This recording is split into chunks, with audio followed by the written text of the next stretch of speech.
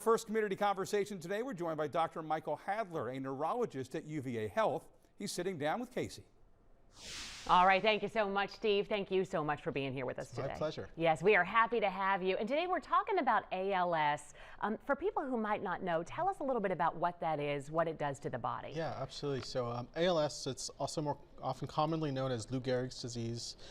We like to call it motor neuron disease as well. And so that's what it is. It's a neurodegenerative disorder that's affecting your motor neurons, or the neuron brain cells and spinal cord cells that are controlling your muscles and your movements. Yeah. And so how is ALS diagnosed in people? Yeah, so it's primarily a clinical diagnosis. So somebody such as myself or one of my colleagues who have sort of expertise in neuromuscular neurology, we get that extra training in learning how to recognize it. And then we do some other testing to help support our diagnosis. We use a test called an EMG, or electromyography, to see how well your nerves are talking to your muscles. And so in ALS, we'll see that your nerves aren't able to talk to your muscles normally.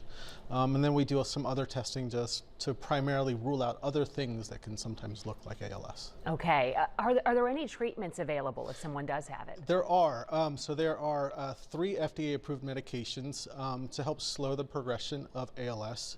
2 of them are available for anybody primarily that have ALS. And then the 3rd medication is relatively new and is a genetic therapy for people that have a specific type of hereditary ALS. Okay.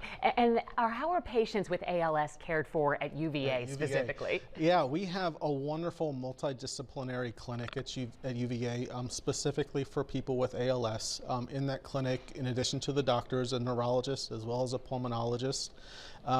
There's physical therapists and respiratory therapists, occupational therapists, and a pretty long list of people that have been working in that clinic for a very long time and are really amazing at helping people who have ALS. Yeah, we always say how fortunate we are to have all that just right here in our community. It's amazing. No, that clinic in particular is a great clinic for people. That's wonderful. Anything else you want to add that you think people should know about?